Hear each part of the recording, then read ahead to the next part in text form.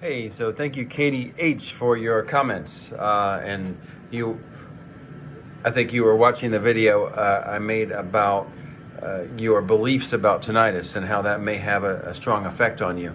And then you wanted me to do a video about perception. Yeah, and you also mentioned that you can't sleep without sleeping pills.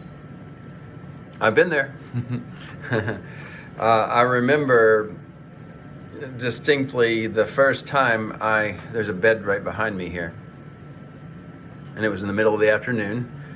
I never took naps because I couldn't, but one afternoon I slept. It was after, gosh, at least 8 or 9 months. I laid down on this bed and I fell asleep for maybe 10 minutes. And I got up and I was like, yeah! I was so excited that I slept there for like 10 minutes. And I was like, if I can do it once, I can do it again. And that was without the sleeping pills. And then, again, in the same place, another time I did it without any sort of sound. And again, it was only just for a few minutes, but I was just so excited, like I did it finally, I was able to fall asleep. And it didn't come quickly, and maybe you could say I did a lot of work. I think that's what I did. I worked on my beliefs, like I said in the other video.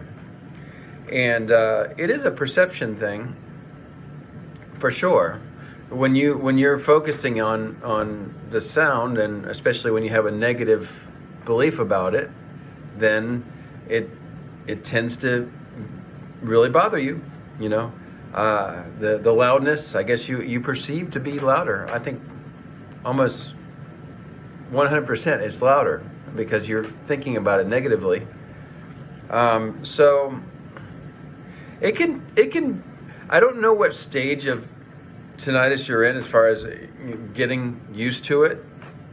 I remember when I tried to do this before, early on, it was hard for me to do this.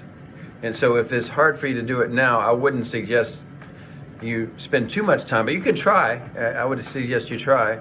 Do find a quiet place and do listen to it and be with it and talk to yourself. Say, I can do this. I can get through this. And you may have an emotional time, if you just get all the sound, some very quiet place, and you just listen to it and you say, I can do this. I'm going to be okay. It's not hurting me. And because at first you definitely can't get away from it. It's there with you. So you have to accept it and say, I'm here with it now, and I'm okay. There's nothing going to happen to me, and I accept now that I'm going to have to learn to live with it now. And I got great news for you, though. If you can just be in that place sometimes and start to accept it, you're not going to notice it anymore. Very little. I mean, I still keep sounds here in the background. It's just a little more comfortable, but I can turn it off. Let me do that. And I don't care. I don't care about the sound. And I have to say, my perception of the sound is different now. I don't perceive it as being loud or a big problem. I do have a constant ring. It even has some different characteristics to it. If I kind of tune into the right ear versus if I tune into the left ear,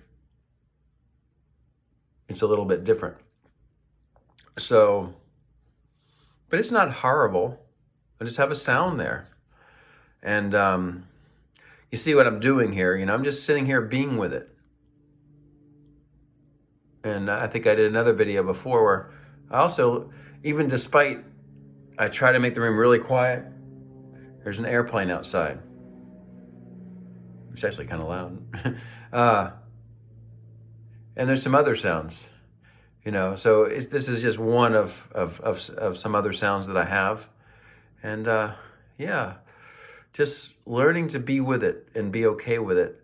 Again, I don't know what stage you're in. If you just start getting really emotional and you're like, oh my God, I can't stand it, stop. Then put the sound back on, and we'll come back and try again a little later, and you'll get better at it if you practice. So don't judge yourself the first time if you try to be with the sound in silence. And I did some meditation type things before. I made quite a few videos about that. Like right now, my back itches. I've got an itch somewhere around my shoulder blade back there. And I could pick anything. But I focus in on something and try to really feel that.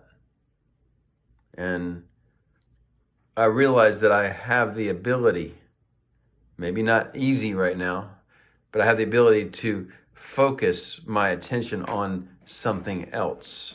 Like right now, you are focusing on me talking to you. But I used to talk about the focus of the feeling of your clothes on your skin. Just sit there and feel it. Think about your arms and your shoulders and your back and maybe your waistband, your socks, smells, tastes. Eat something slowly that you like. Hopefully not too unhealthy. Working with the five senses, besides the hearing one, but you can focus on the hearing one too. You can play some sound, maybe not the sound of your tinnitus, but something that it could be the sound of ocean waves, or maybe, I love ocean waves for sleeping, by the way. I don't like thunder and lightning though. And then, but some sound that you can focus in on and see if you can kind of direct your attention toward that sound. And even in a quiet room, there's some kind of other fan, or the water pipes maybe? Not in my apartment, maybe the apartment next door. It's not very close. My sound, I can hear some things pretty well. Yeah. And I do have the tinnitus sound, but it's just, I don't really, it doesn't matter anymore. I can't do anything about it. And, maybe I should talk about sleep before I get finished. Yeah, so I was taking Ativan, Seroquel, Zoloft, what else? The one, melatonin, magnesium. I would do that all of those sometimes. It's a lot just to get to sleep. Yeah.